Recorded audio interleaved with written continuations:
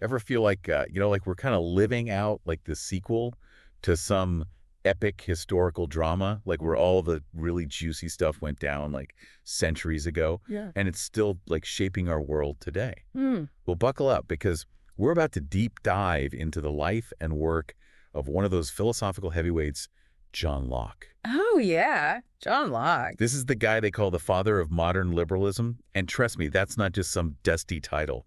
We're talking about ideas that like fueled revolutions, shaped constitutions, still stir up debates in courtrooms and classrooms today.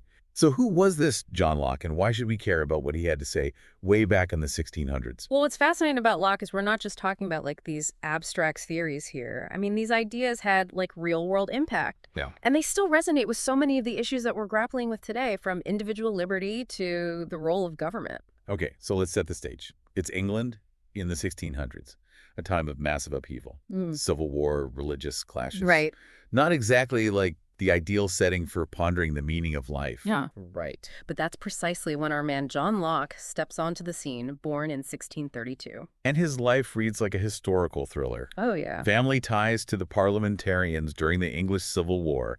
His father was a captain in the parliamentarian army. Wow. Then he's off to Oxford, exposed to this like radical new philosophy, emphasizing reason and observation over traditional dogma. Talk about a pivotal moment. It's like he steps into Oxford and suddenly the world of knowledge is like tilting on its axis. Exactly, and if that wasn't enough, he ends up working for the Earl of Shaftesbury, a major political player, which plunges Locke headfirst into this whirlwind of political intrigue. He even faces exile in the Netherlands for a time. Okay, I'm getting serious Indiana Jones vibes here. Political intrigue, exile, what happens next? Well, he eventually returns to England after the Glorious Revolution of 1688, and get this, he publishes his two most famous works in the same year, 1690. Whoa. Talk about a productive exile. Talk about making up for lost time. Those two works, just to remind everyone, are an essay concerning human understanding and two treatises of government. And they really did become cornerstones of Western thought. Yeah. So let's dive into that essay. It's basically Locke grappling with this age-old question of how we know what we know. Yeah. And he throws out this radical idea, the mind as tabula rasa, a blank slate. Right. Imagine your mind like an empty canvas. Every experience, every sensation, it's like painting on that canvas, creating the tapestry of your understanding. Which completely upends the prevailing belief at the time that we're born with these innate ideas, this pre-programmed knowledge. Locke argues that all knowledge, and I mean everything we know, comes from experience. Okay, so if our minds are blank slates at birth, Uh-huh. how do we go from knowing absolutely nothing to understanding, well, anything? Well, Locke says there are two key sources of experience that shape our understanding: sensation and reflection. Okay. Sensation is pretty straightforward. It's our five senses gathering data from the world around us: sights, sounds, smells, the works. Basically, our senses are like these data collectors that are constantly feeding information to our brain. Right.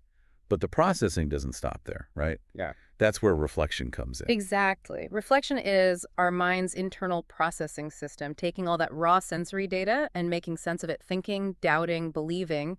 It's how we move from those basic sensations to more complex ideas and understanding. And this emphasis on observation and experience, this is where we see the seeds of modern science being planted, right? Absolutely.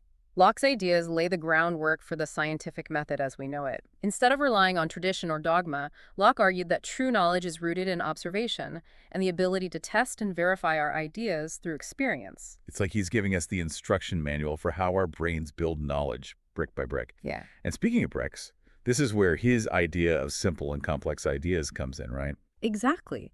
Think of simple ideas as the most basic building blocks of thought, like the taste of chocolate, the feeling of cold, the scent of freshly cut grass. These are direct, unfiltered sensory experiences. Okay, so those pure, raw sensory experiences. But our minds are amazing processors. They don't just stop at simple sensations. We take those building blocks and start creating more intricate structures. Precisely. We combine those simple ideas, we abstract from them. And that's how we form complex ideas. So, for example, if you're picturing a tree, that's not just one simple sense experience. Right. A tree is this intricate combination of rough bark, green leaves, a tall shape, Huh. maybe even the memory of climbing one as a kid, All those simple sensations come together to create the complex idea of treat. That's exactly right. And this ability to combine and abstract is what allows us to form complex concepts, understand relationships, and ultimately make sense of this crazy world around us. So we've got these minds of ours constantly absorbing experiences, building knowledge. But it makes you wonder, do we perceive the world as it truly is? It's a question that's captivated philosophers for centuries. Right.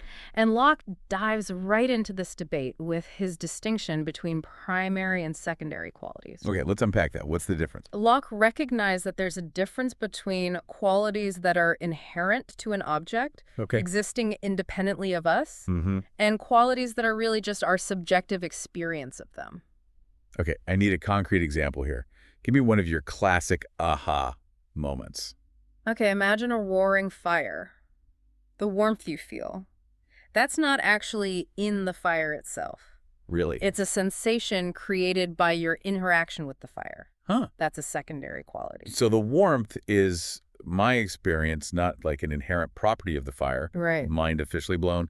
What about the fire's shape or its size? Those are primary qualities Yeah. inherent to the object itself. If- They exist whether or not we're there to perceive them. This is all starting to feel like there's like a whole hidden layer of reality that we're just like glimpsing through our senses. It's a bit like that. Locke's point is that our perception of the world is shaped by our senses and experiences. It's not always a perfect reflection of some objective, independent reality. Which is a pretty mind-blowing concept to wrap your head around. Yeah. But Locke doesn't stop at like revolutionizing our understanding of the mind. Mhm. He takes aim at something even bigger, the very foundations of power and authority. Absolutely. And what's so brilliant is how he connects his ideas about knowledge to his political philosophy. Oh, interesting. You see, if humans are born as blank slates free of any innate ideas about rulers or social order, Then we're not inherently beholden to any king or preordained hierarchy. It's like he's handing us the philosophical dynamite to challenge the entire power structure of his time. it's a radical shift. And this is where Locke's most famous political work, Two Treatises of Government, comes in. This is where he introduces this groundbreaking idea of natural rights. Okay. So natural rights. Natural rights.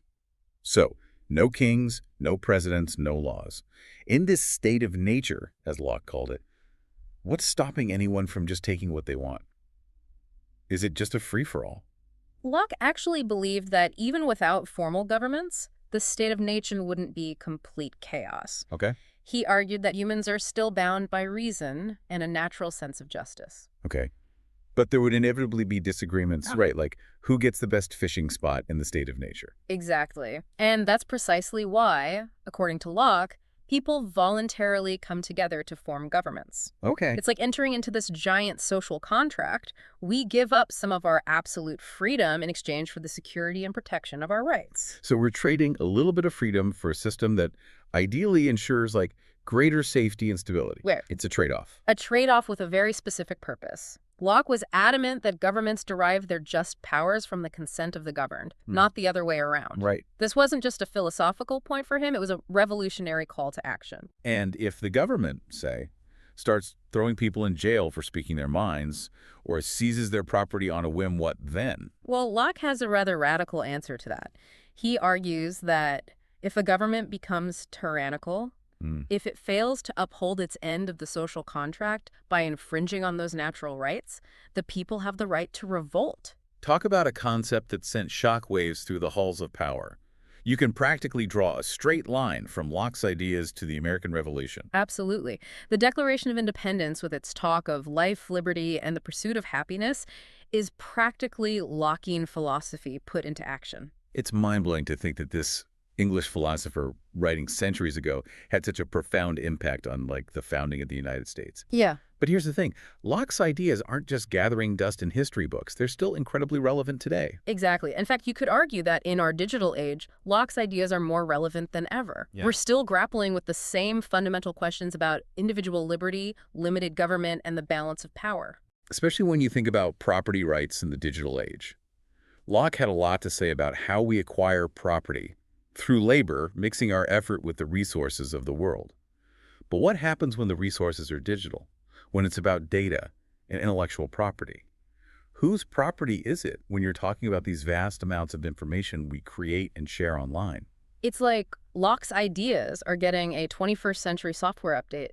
It raises all sorts of complex questions about ownership, privacy, and control in the digital realm. Right. And then there's religious freedom, another cornerstone of Locke's philosophy. Right. He argued so passionately for tolerance, like in a time when religious persecution was rampant.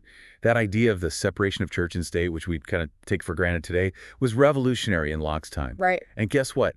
We're still debating the boundaries of that separation like centuries later. It makes you wonder, if Locke were alive today, what would he make of it all? The internet, artificial intelligence, governments collecting our data in the name of security. It's like handing him a smartphone and saying, okay, John, explain this. Would he see these technological advancements as like a threat to our natural rights or as tools that could potentially enhance our freedom? It's a question worth pondering. It certainly is. And it speaks to the enduring power of Locke's ideas. He gave us a framework for thinking about individual liberty, the role of government, and the very nature of knowledge that continues to resonate, centuries later. So the next time you open your laptop or scroll through your phone, maybe take a moment to think about John Locke and the enduring power of ideas. Who knew that a philosopher from the 1600s could still have so much to say about the world we live in today?